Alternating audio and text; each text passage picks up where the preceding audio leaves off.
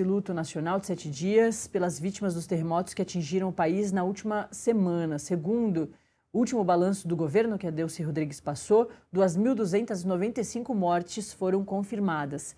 Em um comunicado publicado nas redes sociais, a presidente afirmou que a medida começa a valer às 18 horas dessa quarta-feira, começou já então às 6 da tarde de ontem, e prestou homenagem às vítimas da tragédia. Aqui um carrossel com algumas dessas fotos devastadoras, né?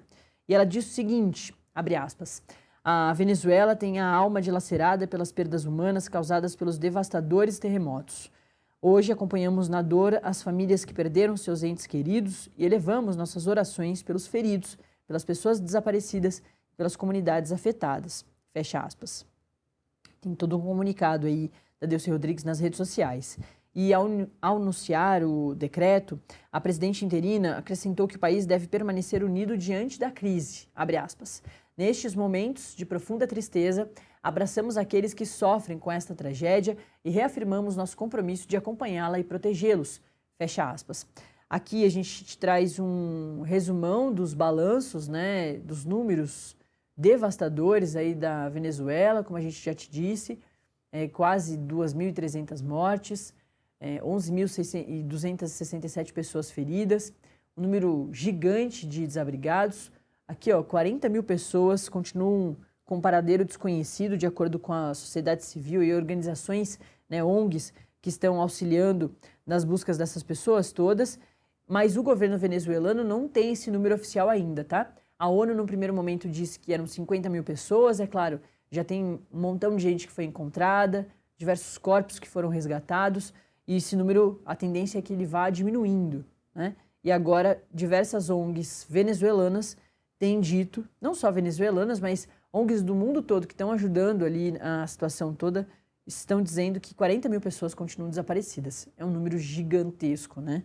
Segundo o Jorge Rodrigues, mais de 4 mil socorristas internacionais e cerca de 26 mil agentes venezuelanos seguem mobilizados nas operações de resgate e assistência às vítimas. Desde 24 de junho, a data em que a Venezuela foi atingida por esses dois terremotos de magnitudes 7,2 e 7,5, com 5 quilômetros de distância entre um e outro, foram registradas 782 réplicas, além de outros tremores de menor intensidade, que dificulta os trabalhos das equipes de emergência e aumenta os riscos para a população nas áreas afetadas. Muitos escombros estavam acomodados e mesmo que esses terremotos não sejam tão fortes quanto os de 7,2 e 7,5, podem derrubar esses escombros. Sabe, ser aquele último impulso para os escombros caírem e matarem as pessoas que ainda estavam ali embaixo. A gente contou a história ontem de uma criança de 3 anos que ficou 6 dias embaixo dos escombros e foi resgatada com vida.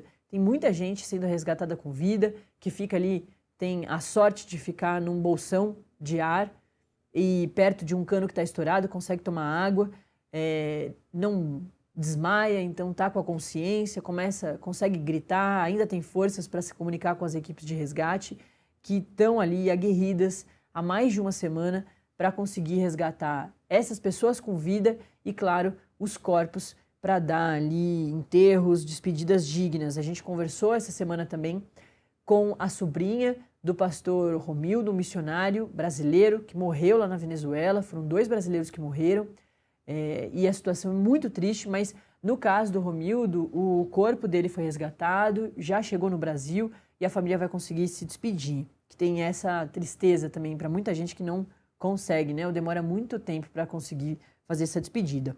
Bom, na terça-feira, no dia 30 de junho, a Agência da ONU para Refugiados, a Acnur, responsável por coordenar as ações de proteção e abrigo, alertou para a rápida deterioração da situação humanitária nas regiões atingidas.